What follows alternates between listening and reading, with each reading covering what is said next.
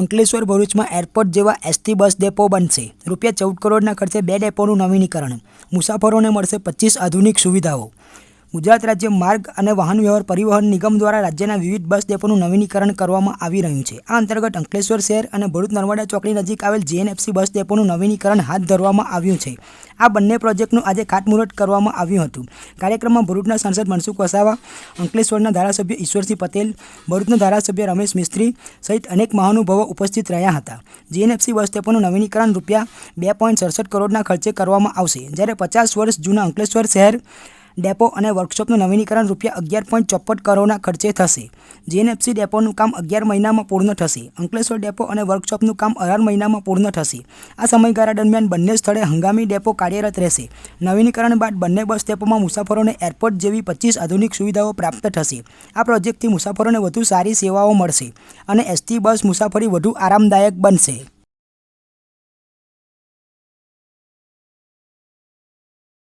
કહીશ કે આખા દેશમાં વસ્તીની સામે પર્સન્ટેજમાં સૌથી હાઈએસ્ટ કોઈ એક રાજ્યનું બજેટ હોય તો એ ગુજરાત રાજ્યનું છે। દેશના અગ્રગણ્ય પ્રગતિશીલ રાજ્યોમાં ગુજરાતનો સમાવેશ થાય છે। ગુજરાતમાં વહીવટનું વ્યાપક સરળીકરણ કરવામાં પણ ગુજરાત અગ્રેસર છે। સરકારની કલ્યાણકારી યોજનાઓનો અસરકારક રીતે અમલ કરવા માટે પણ ગુજરાત સરકારને ખૂબ પ્રશંસા મળી રહી છે અને રાજ્યનું નાણાકીય વ્યવસ્થા સમગ્ર ગુજરાત આજે વિકાસના માર્ગે ખૂબ ઝડપથી આગળ વધી રહ્યું છે। ઔદ્યોગિક ક્ષેત્રે હોય, ખેતીવાડી ક્ષેત્રે હોય કે પછી કોઈ પણ ક્ષેત્રે હોય, પ્રવાસન ક્ષેત્રે ગુજરાત ખૂબ હરણફાળ પગલાં ભરી રહ્યું છે।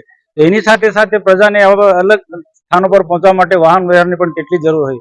પ્રજાની માંગને ધ્યાનમાં રાખીને દરેક મોટા શહેરો હોય, મોટા જિલ્લાઓ હોય ત્યાં એસટી ડેપોથી માંડીને જે પણ રીતના પ્રજાની સ્થાનિક લોકોની માંગણી મુજબ એસટી ડેપો વિશાળ સંખ્યામાં મોટા કદમાં બન્યા છે। આજે ભરૂચ જિલ્લામાં પણ અંકલેશ્વર બસ ડેપો, વર્કશોપ અને ભરૂચ જીએનએફસી પાસે બસ સ્ટેશનનું વિશાળ સંખ્યામાં નિર્માણ થવાનું છે। આજે એનો ખાતમુહૂર્તનો કાર્યક્રમ રાખવામાં આવ્યો હતો। 11 કરોડ જેટલી માતબર રકમના ખર્ચે આ નવનિર્માણ બિલ્ડિંગો બનવાના છે। આમાં તમામ પ્રકારની સુવિધા હશે। કર્મચારીઓને ત્યાં રહેવા માટે, ડ્રાઈવર કંડક્ટરને આરામ કરવાથી માંડીને બધી જ પ્રકારની સુવિધા, પેસેન્જરોને પણ કોઈ તકલીફ ના પડે એ પ્રકારની બધી સુવિધા, અને એક જ સ્થળ પર કેટલીક ઘણી બધી ચીજ વસ્તુઓ જે જીવન જરૂરી વસ્તુ છે, દરરોજ ડેલી ઉપયોગ થાય એવી વસ્તુઓ પણ આ સ્થાન પર મળી રહેવાનું છે। તો આ જે ખાતમુહૂર્ત પ્રસંગે આજે અમારા આ વિસ્તારના ધારાસભ્ય ઈશ્વરસિંહ પટેલ, ભરૂચના ધારાસભ્ય રમેશભાઈ મિસ્ત્રી અને ભારતીય જનતા પાર્ટી અમારા પ્રમુખ પ્રકાશભાઈ મોદી ઉપરાંત વિભાગના અધિકારીઓ, એસટી વિભાગના અધિકારીઓ, જીએનએફસીના અધિકારીઓ, કે જીએનએફસી પણ ભરૂચ જે બસ સ્ટેશન બનવાનું છે એની જમીન પણ આપી છે અને ફંડ પણ આપ્યું છે। એટલે આ પ્રજાના હિત માટે જે જીએનએફસી પણ આગળ આવી છે તેમને અમે આભાર માનીએ છીએ અને ખૂબ સારી સંખ્યામાં આ વિસ્તારના આગેવાનોની ઉપસ્થિતિમાં આજે ખાતમુહૂર્ત થયું છે।